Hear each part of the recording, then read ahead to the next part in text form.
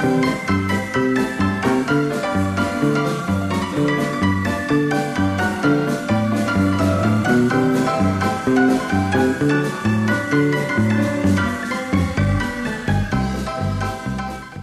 my name's Mark Webster. His name is Mark Baxter. This, of course, is Clobbered. Thanks very much indeed for watching. If you are watching, please do subscribe so we can be here for more of these fantastic episodes of fun and frolics through the world of clothing. And this one is inspired by what I actually thought, Bax, was a really good promotion that Burberry put together. Yes. In which Cole Palmer, yes, of the enigmatic haircut, let's be brutally honest about it. It is. It's a fantastic thing. But he has got on a beautiful, beautiful duffel coat, and congratulations to him for it. And I thought, well, guess what? Football and fashion, it's kind of our territory. We like a bit of that, don't we? So welcome to Nobby Styles with a Y. Oh. Now, it's easy at this point to just go back to where it all began, because you did a book about it. I did. Tell us all and show us all. This is my my first book, 2002, The Fashion of Football, From Best to Beckham. And this come out of the idea of trying to find a book like this where you dealt with fashions within the game, both on the pitch and off the pitch. And there wasn't such a thing. So, I know, how hard could it be? I'll write one. My first ever go at it after 20 years out being out of school. Thankfully, I found Paolo Hewitt, who me and Paolo... a superb scribe, knows his way around these things. It took a bit of persuading, but I did all the research. I knew I had it all lined up. And he wrote a book and done a fantastic job. And we looked at the correlation between Georgie Best and Beckham, who both of those guys could have surpassed football. They could have been film stars, models, musicians. They had the lot. They had the whole package. And it was just looking at that, but also looking at other interesting players and what they were wearing and where they get it made or where they was buying it from, and also obviously the fans of the terraces. I think the thing is that every generation, or perhaps even shorter than that, every 10 years, people think that the idea of a fashionable footballer is a brand new idea. Yeah. But it's older than Georgie Best as well, isn't it? I mean, this is a conversation that we will be able to have over the eons about stuff like this. Yeah, I mean, the players like Johnny Haynes who were advertising Brill Cream in the 50s. Yes. So the marketing guys, even back then, just after the war, realised that these players had a profile. I mean, obviously now it's even bigger because of the global TV. But even then, they were being picked up on, like, say, Johnny Haynes, great player. And the old Brill Cream adverts are lovely to look at. And you could just see the path through to what Beckham became. You know, he's literally, if you can get your gear on his back, you're laughing. Because at the time, it would sell millions. Completely right. And of course, as you say, it's two sides of the same coin, because fashion and the terraces, the fan fashion is big as well. At which point I feel I need to reference this book, because it's just been re-released. It's absolutely a Bible of that world. Kevin Sampson's away days, in which you find out about that world of 80s, 90s football fandom as a Liverpool man, but the fashion is so much a part of that. Particularly pleased to mention this, because in a previous episode of Clobbered, or two, made a reference to Carhartt. Yes. One of my favourite labels, one of the great working labels. And the weird fact that it cropped up in reference to the great city of Liverpool. So I got in touch with one of the men who absolutely understands and loves these things, which is Pete Hooton. Legendary of the farm, of course. Knows his stuff. And knows his clobber. Indeed. And sent me this, tracked it down. Wow. An advert, a Sitzvac advert for machinists to work at the Carhartt Overalls factory. Wow, amazing. In Hardman Street, 1 to 11, Liverpool. Who knew? I didn't know that. Well, he didn't. And none of the people that he kind of talks to didn't know that either. So it's an amazing thing. And it's something we need to pursue further down the line. Yeah, definitely. And a wonderful idea. Let's stick with Liverpool. Yeah. Because one of the great icons of that world is bang smack in the middle, I would say, of Best and Beckham. Yeah. But arguably slightly forgotten is Kevin Keegan. Kevin Keegan. And to be fair, I mean, Keegan, again, you look at him and what he did, marketing himself, really. He was very clever at that. That's exactly what he did. He made the most of Kevin Keegan, didn't he? I think when there was a world where there wasn't an entourage of agents and managers and PR people who knew about that stuff, he was doing it. He was way ahead. There is an amazing documentary of him and Brian Moore in which Kevin Keegan is working with his agent about extracurricular stuff, which fits the conversation we're going to have now, which is in 1980, launched at the Hilton Hotel in London, Where else? the Kevin Keegan Harry Fenton collection. Wow, there's a name. And I quote, slacks to jumpers to three-piece suits. Now, Keegan at this stage, he's at Hamburg. He's won European Football of the Year twice. By the way. 78, 79. By the way. European Cup final with them in 1980. Yeah. He's on his way back to Southampton to that sort of glamorous Southampton team. Yeah. So he's made his way back, and he's made his way back at a point where he's going, I'm going to market myself. Yeah. And as you say, a little bit weird at that stage of in football. You weren't seeing a lot of it. Well, that's back to that book with like Georgie Best went first. He was the one who went first, and all the pitfalls that come with that. Dodgy agents, dodgy deals, being ripped off, getting led down garden paths, and basically pretty much ruining him as a player, really, as in he was missing training and he was out clubbing it and doing what he was doing. And there was no real control. And I think a lot of people like Keegan would have learned from that, going, I've got a modicum of talent, but I got a profile, which I can use better than George did. George was just enjoying himself and not really hanging on to his dough or hanging on to his career, really. Was Keegan was a bit more savvy. And I think Keegan learned from mistakes that George made. And then I think Beckham learned from what Keegan did. Agreed. Keegan was enormous. And you say he's forgotten in some ways, but he was enormous for that period of time. I wonder, and this is unfair, this is me sort of retrospectively judging him. I just wonder whether Kevin Keegan and his shaggy perm and his outfits, come 80, 81, was starting to looking a little bit old. Yeah. That he kind of landed not when he was bang on in fashion, where Best and Beckham were. They were in the middle of it. Yeah, it was a good fair point. I mean, we tried to avoid that in the book. It's like the taking the rise out of the footballer, the curly perm and the outrageous club. We try to avoid that because it goes comedy route. We were more serious about the impact they had as a pair of players, and Keegan was caught in the middle of that. So hence the Brute adverts and with Henry Cooper, completely and things like that. But even though a nice earner, I should think a nice pound note. Agreed. And why not? And he was serious about it, and you cannot knock that. Yeah. And the great news is, on day of recording, just a few hours ago, when he happened to be out on the Raz, but I was doing a little bit of graft. The morning of the after is the West Ham beat Newcastle, right? Just to give it just needed saying out loud.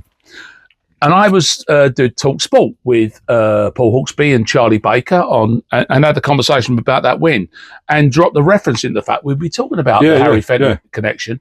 And a couple of guys, thank you very much, lads. And hopefully, as I'm saying this out loud, the pictures have arrived. Yes. Harry Fenton started as a company basically across Kent and Essex. It's absolutely about as London firms can get. Yeah. You're right. It's one of those names where I think even fellas who are a bit older than us defer to Harry Fenton, because that's where sharp dressers went. Definitely. He comes from a rich tradition of, again, sort of second generation Jewish tailors. Yeah. Yeah. And done extraordinarily well, was very big for a while. There's one thing that inspired me, if I can find it. You can see Harry Fenton in the back of an episode of The Sweeney. Yes. Through a cab window. Yes, I remember that. In which George Carter, Dennis Waterman, is undercover as a cab driver. But we know he is because he's got a false moustache. Yes, I remember that episode very, very It's a great episode. Yes. But there's Harry Fenton living it large there. One of them names, like, when you think about it, in my youth, one of them names was a high street name. You saw it everywhere. Yes. I mean, I don't know when it dropped off the radar, that bit, I couldn't tell you. But I do remember that name. I remember it more, it was more Take Six than it was Hepworth's and Burton's. It was still sort of a slightly more knowing kind of place. Yeah. But Harry Fenton became a big thing. Yes. He did extraordinarily well, and that's kind of where he ended up doing his stuff. But as I say, there's a couple of people got in touch, said, "Oh, my dear old mums, he came to the Tottenham warehouse." And there's apparently, as I say, with a bit of luck, as we're having this conversation, people are looking at Kevin Keegan's signed pictures from the Harry Fenton warehouse. Well, that'd be a lovely thing. That'd be a wonderful way of going about doing our business. Now, okay, in terms of fact, and I want to kind of take this point, back to kind of Kevin Sampson and Pete Houghton. What do you wear at football now? We will definitely talk about Terrace fashion in greater detail. Do you have a uniform you wear to football? Well, to be honest with you, I'm more of a comfortable older chap look now, to be totally honest. But back in obviously the casual days, it would have been the high end, the Lacoste, the Cecchini, the Fila. So showing out, yeah. I'd have had a go at that, and I'd have been in the middle of all that on the halfway line at the old den. Now, I've always avoided the colours. I've never been a colour man. No. You don't want to walk around with Millwall stuff on, to be honest, in certain probably very games wise. in certain places. But now it's more just trying to keep warm, to be honest. And we got a theory down Millwall that when half time someone opens a gate somewhere and the River Thames blows into the new den, it's freezing. So about normally half time of an evening game. So it's wrapping up. But we used to be able to spot dressers. I would still call them dressers. Yes. On the terracing. Not so many now. It's become much more merch friendly, bobbleheads, scarves, and very club orientated. But there used to be little pockets of geezers who still showed out their Prada Max and their whatever. It's the reason I ask is I'm not totally sure because of course a lot of the younger generation are wearing their best clothes. They are. We don't necessarily know that's what's happening. My big one always was 70s on the North Bank at West Ham was the fact that there was overly dressed football fans there. Now, in the end, it occurred, by which I mean rainbacks, trousers, shoes. Good quality stuff. But the reason for that, it struck me, is that they just walked out of work in Liverpool Street in the city and had gone 2 miles east.